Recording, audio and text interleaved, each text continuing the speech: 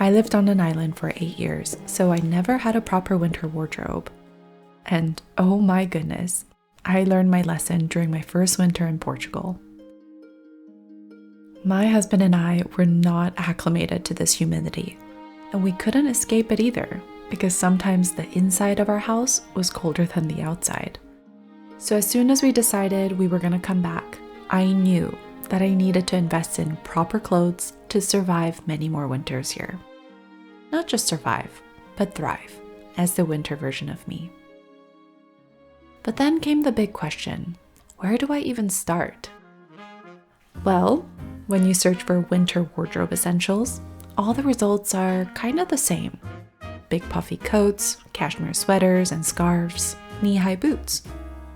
There is no shortage of inspiration on social media, which can be both overwhelming and tempting at the same time. Maybe the easiest thing to do would be to just buy whatever I like. But I know from experience, that's not how you build a capsule wardrobe. To create a collection I love and would wear for many years to come, I knew that I had to take my time to handpick pieces that would work together to fit my lifestyle. Over the last year, I've rented clothes, borrowed them, thrifted, and bought some pieces to create my current winter wardrobe. It is not perfect, but I can say that each piece has been thoughtfully chosen, worn repeatedly, and most importantly, it works for me. I'm so excited to give you guys a peek at my collection, and hopefully it can give you some inspiration too.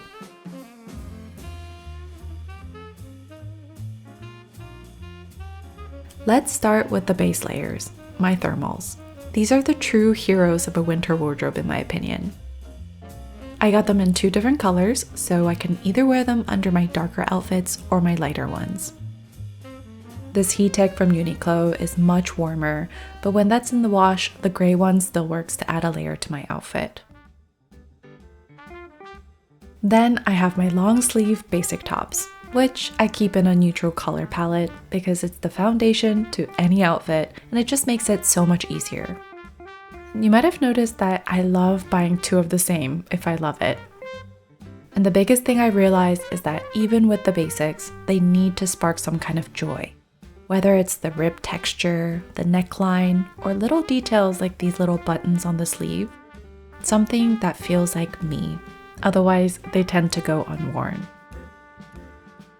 Now for the bottoms. This has always been a challenging category in my capsule wardrobe because my weight fluctuates a lot. Over the past year, I lost a significant amount of weight, about 2 pant sizes, and it was hard to make it work even with a belt because it looked like the fabric was wearing me. So I stored away those jeans for now, just in case my size changes again, and bought some new ones in a size 24 and size 25. I also wanted some variety in the length as well, because the cropped ones go really well with my high top boots, and the longer ones drape nicely over my heeled booties. Oh, and this skirt to replace a very similar pink one that I've had forever.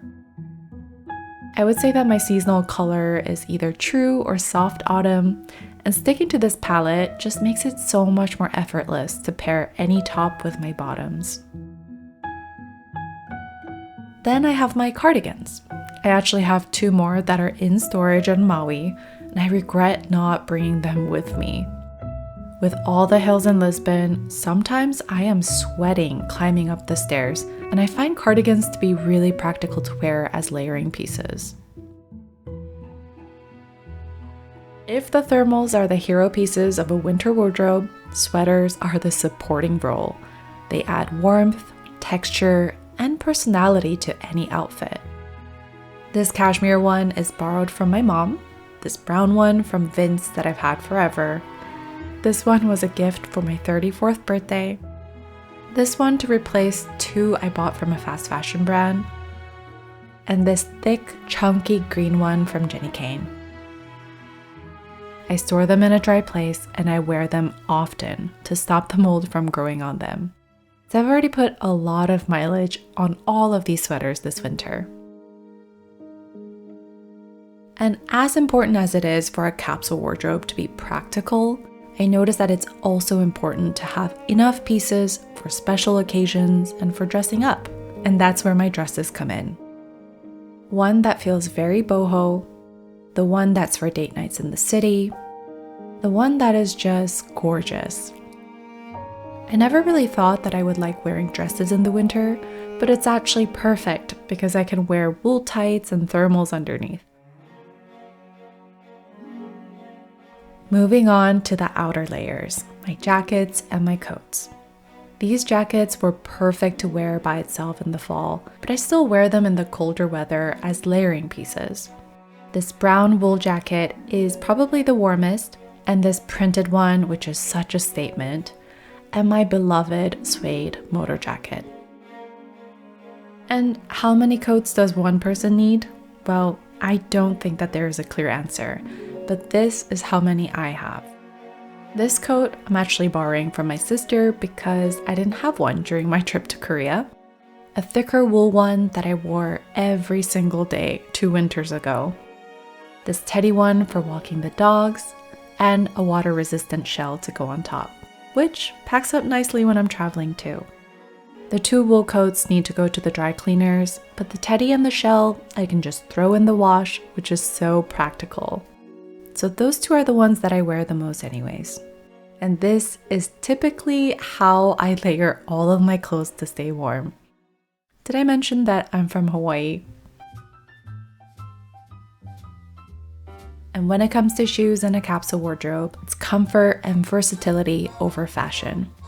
My everyday black Chelsea boots, brown suede booties with a little heel to feel dressy, and my walking shoes that survived Japan and the hills of Lisbon. And I can't forget about my Brooks running shoes. And to pull all the outfits together in a nice little bow, I have my accessories. This gorgeous scarf that I also got for my birthday this year. These bags that you've probably seen many times before. For all 3 bags, I've fixed the zippers, the buttons, replaced the straps multiple times already, but it still gets the job done, and that's good enough for me. So this is the winter version of me. Not only does it work for my daily life, but even if I go on holidays or go to outings, which I feel like I do more in the city, I have enough outfits to choose from and create outfits that still feel exciting. As I was filming this video, I was thinking, is this way too much clothes for a capsule wardrobe? But then I was like, why is that even a concern? Now I live in a place where there's actual seasons, and also I'm in a city. So people dress very differently than you would on an island.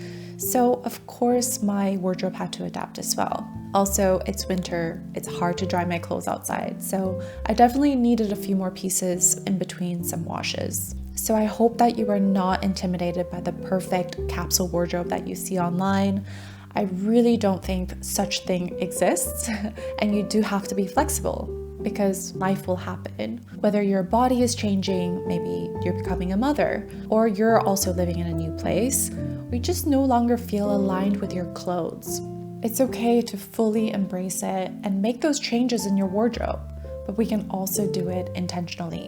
I have tons of videos and resources on how you can start your capsule wardrobe today, so I will leave those videos in the description below. I just want to thank all of you guys who bought my essentials journal. It really has been my daily dose of calm in the morning and in the evenings, and I hope that it's really valuable for you guys too. If you want to start your mindfulness journey in the new year, then it's not too late to purchase one. I will leave the link in the description below. Thank you guys so much for watching, and I hope you have a warm and cozy holiday season, and I'll talk to you really soon.